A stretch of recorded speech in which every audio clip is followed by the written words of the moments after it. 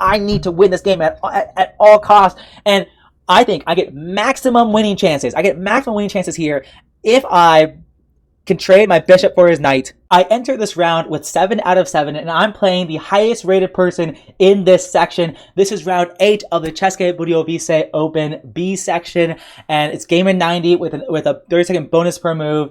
And this is a no engine recap until the very end. At the very end of this video, I put the game through the chess.com game review, and hopefully we can both learn something along the way. And yeah, I'm playing Lucas. He is 1 year younger than me. I'm 22. He's 21. And yeah, super nice guy. Got to chat with him a lot. I love the Czech Republic. It is an awesome country. Highly recommend everyone to go there if you haven't been there. Okay. So, before the game, I know Lucas plays literally everything. He's played e4, d4, c4, knight f3. Like, I've seen him play absolutely everything under the sun. So, I prepared briefly. Not really. That's a lie. I didn't. We went to the Budweiser factory, Budweiser brewery in Budejovice. Because the German name for the town is Budweis, so they have the non-American Budweiser factory there. We had a tour of it. So I spent most of the day before this game just drinking beer. Well, just one beer. Maybe two, actually. But anyways, that's not the point. So I had no idea what to expect. And despite me not knowing what to expect and having no expectations, I was still surprised because he played f4. And I was like, bruh. I'm glad I did not spend a lot of time preparing, because there's no possible way for me to expect f4 on move 1, because he literally played d4, e4, and knight f3. Like, there's no way I was guessing f4. Anyways, I play d5. I play very principled. He puts a pawn on the center, a flank pawn, but a pawn nonetheless. And then I put a pawn in the center. He brings the knight out, I bring my bishop out, and the way I like to play against the bird opening, f4 on move 1, the way I play against it is to try to play for e5. Try to play for this pawn break, and usually if black can get e5 in successfully, black is doing okay. He plays d3, I play knight d7, so I'm preparing e5, and now he plays b3. And this move order simply lets me play e5. And that's what I do. I play e5 immediately. Usually, people playing the bird might play bishop e2 first, preparing to castle, breaking the pin, because I pinned the knight to the queen. So he's breaking the pin. And now I might play knight f6 to guard the d5 pawn, because if I took immediately and then play e5, then he could take on d5. So that's why. So usually playing bishop e2 first is common, but instead he plays b3. But now I can play e5, and after he takes, I take, and he goes bishop e2, and I think for at least 20 minutes here. I think we'll find out soon, because I realize that his position is pretty loose. And what I mean by that is that this diagonal is open, and this rook is undefended on a1. His king is also a little bit vulnerable. So if I trade his knight for either my bishop or his knight, then I can play queen h4. Check. So those two things in mind allow me to come up with the idea to win an exchange at a bare minimum. But it wasn't so easy. I thought about bishop takes f3, and after bishop takes f3, going queen h4 check, and after g3, I could go queen f6, attacking the bishop. And then after bishop takes d5, I could potentially go knight f3 check, giving up my knight, but then winning the rook in the corner. But then after knight c3, I could go knight here. But then I was like, okay, well, I'm losing the b7 pawn, potentially. But he might not do that. He might castle instead.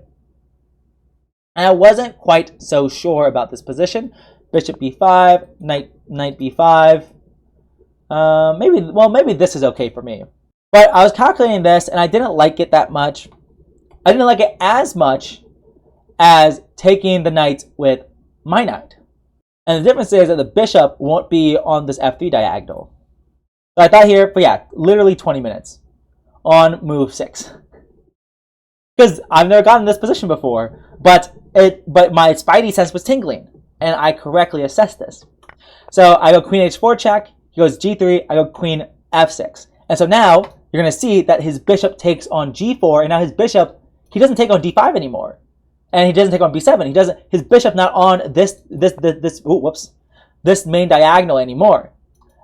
So that was the main difference there. And now I just take on a1. So here I was feeling pretty good about my position. Because I'm just up in exchange. But the main thing I had to calculate was, is my queen getting trapped? Like all the way back here. After I take this knight and then go queen h4 check and then go queen here and then I take the rook and then he goes knight c3, can my queen get out? Is my queen going to be okay? And the answer is yes, kind of. Okay.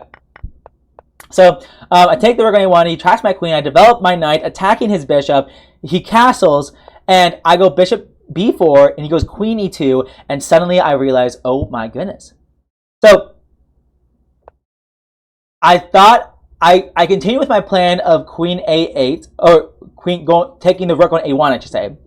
Continued that plan because I saw I had this move bishop b4. It feels like my queen is going to be trapped on the edge of the board forever, but it's not because I have bishop b4.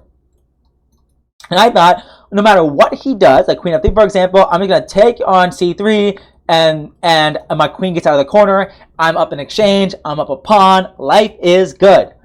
However, I did not calculate how weak my king was after queen e2. And suddenly, I'm like, oh my god. I'm getting murdered. And if I take the knight on c3, I forgot the move he was going to do. Is it bishop a3? After queen takes, check, and my king is absolutely naked. If king d8, then rook takes. And he's doing checkmate on the next move. And if c6, he can just take that too. What was it? But then after bishop a3, I could sacrifice my rook. And after bishop a5, bishop e4. Yeah, I guess I still do have queen. He does still have queen b5 check. And after c6, he has queen c5. And it's unstoppable checkmate here. That's what it looks like. If he plays knight g8 to try to cover checkmate, I have check. And this is also checkmate.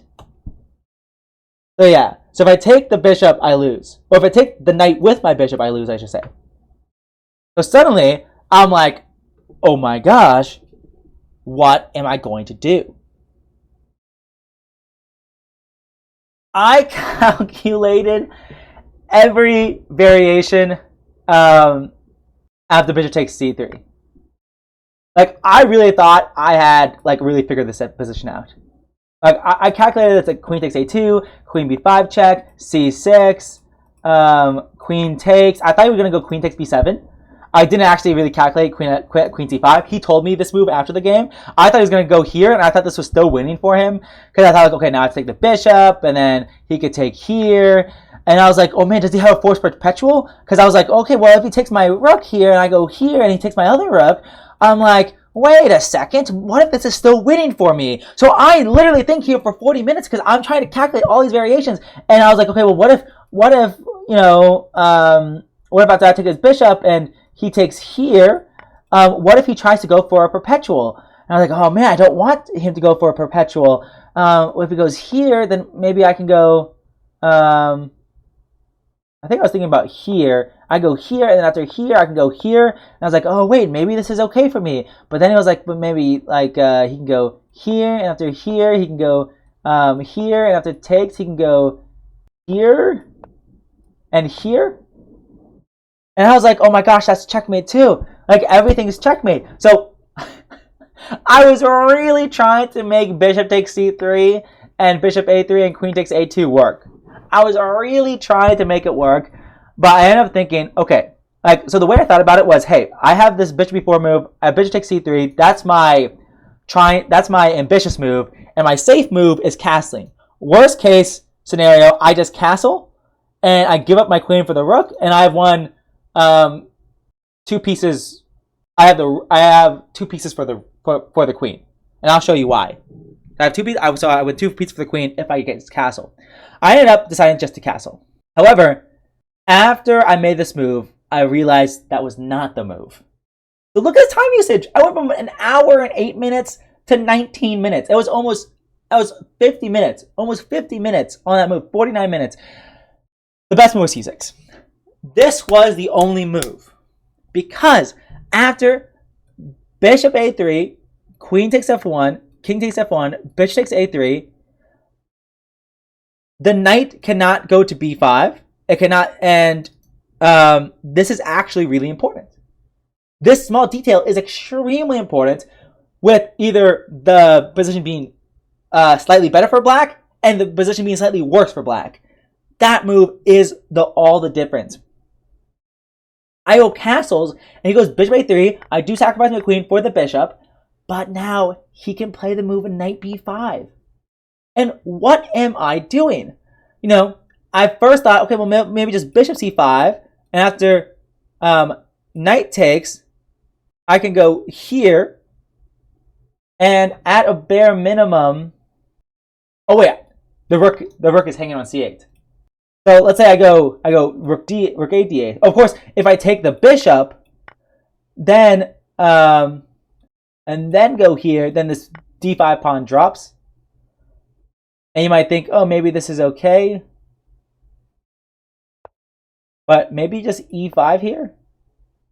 d4 here? Oh wait, no, but then, yeah, I can't take the knight because the rook is hanging. So this is not so easy. There are some more details here, but point is, after this happened, I was like, oh no. He can play knight b5. He can play knight b5, and this is so annoying. And if I go bishop d6 to guard my c7 pawn, then he just doubles my pawns, and like, this might be okay for me, but like, these double pawns are such a nuisance to defend. It's going to be so hard to defend. Like, this is not what I wanted. This is not what I wanted at all. So yeah, I think bishop b4 might have been one of the things we were looking at. I forget what we were looking at, but there is some variation where like I can like take on d5 and like get a fork somehow. I don't know. Anyways, he doesn't play it. He doesn't play knight b5, and I breathe a huge sigh of relief, because I'm like, oh my gosh, I could have just thrown this whole game away and made it all bad. Bishop f5 gets his bishop off of the knight's vision. Sure. But really, I want to take his knight, because I really want to win this game. Because Ali, the person I drew in round 5, he was winning. He won his game like eons ago. So I'm like, if I want to win the tournament, I need to win this game at all costs. And I think I get maximum winning chances. I get maximum winning chances here if I can trade my bishop for his knight. So I have my knight and 2 rooks versus his queen and bishop. I think that gives me the maximal amount of opportunities to win. So I was really excited when he played queen f3. If he played a move like queen, like, I don't know, let's say like king f2, for example. Bishop b4, queen d3. So now I'm not threatening to double his pawns, but I still get my trade in most likely. Also, I guess, let's say like g4, bishop b4, knight d1, and maybe knight f2. So maybe he can avoid the trade, but with his queen on f3, now he cannot go knight d1 because his pawn would just be hanging.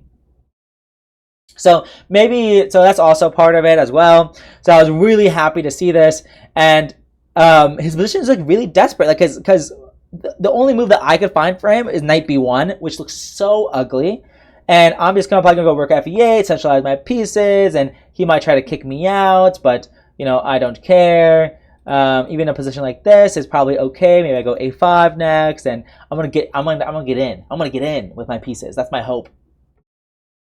So, so that's the only move I could find. Instead, he plays e4, which just gives up a pawn because I take on c3 and take on e4, and now I'm up a pawn. I'm up a pawn, and I'm up, and I have 2 rooks for a queen. So, and I have this imbalance of knight versus bishop. So with all these imbalances, it should be more than enough for me to win this game. So I was very happy that I was making progress here. But I'm still far away. I only have 13 minutes left for the entire game. But luckily, this endgame is simple enough that, I can likely, make improvements. He plays queen b4, attacking my pawn. But I play rook ad8, saying, hey, you take my pawn, I take your pawn. My rook gets in, your queen gets in. Maybe this would have been his best shot. To do something like this. But at a bare minimum, this pawn on e4, it looks annoying at a bare minimum. Maybe pushing it is not the best, but hey, the idea of being able to get, go to e7, e2 looks really exciting. For example, queen f3, rook e8, bishop d3, maybe that's the move. Maybe bishop d3 is the move. Oh wait, no, in this case, I have rook f2 check. So it's really hard to defend against this passed pawn. So he doesn't allow me to have this passed e4 pawn. Instead, he plays king e2, guarding his pawn. But now I play b6, plays queen a4, forking the pawns, but it's too little too late. I play rook d6. So now if he takes, I'm just going to probably just double up here. After he takes, I'm going to take here. I've gotten into position. I'm going to go on to win this game. Instead, though, well, he does actually take the pawn. And I do play g6. So that's the move I find, because this bishop is not very good. It has very little squares in this position, and I'm taking the pressure off of e4. He plays queen e7, but now I play rook fd8, and the move he missed was that after, oh my gosh, it's so dark in here. After bishop h3, I take on d2, and no matter what he does, I win the queen. Because if he goes up now, 4 Karunos, and I'm just up a rook at a bare minimum, and actually it might even be checkmate soon, for example. This looks awfully close, but I guess he escapes. Oh, he doesn't escape. It's still checkmate. Yeah, and I guess if you go here, it's probably the same thing. Rook, check, and if wherever you go is checkmate. So, but at a bare minimum, I win the queen. Actually, the same exact thing. If you go backwards, it's literally the exact same thing, because if you go this way, it's checkmate. So you have to stay towards the center. And if you go this way, at a bare minimum, I win the queen. So that's nice. So he resigns after rook takes d2. And I enter the last round of the tournament with 7.5 out of 8. And yeah, so I'm on track to win my first ever tournament in Europe. And it feels pretty good. It feels pretty good. But it's not over yet. I still have one more game left. And Ali, the opponent I drew in round 5, he still has 7.5 out of 8 as well. So we're neck and neck here. I need to win my last game if I want to get first place here. So it's not over yet. I'm gonna hit the game review, and I will see you guys in the next one. Peace.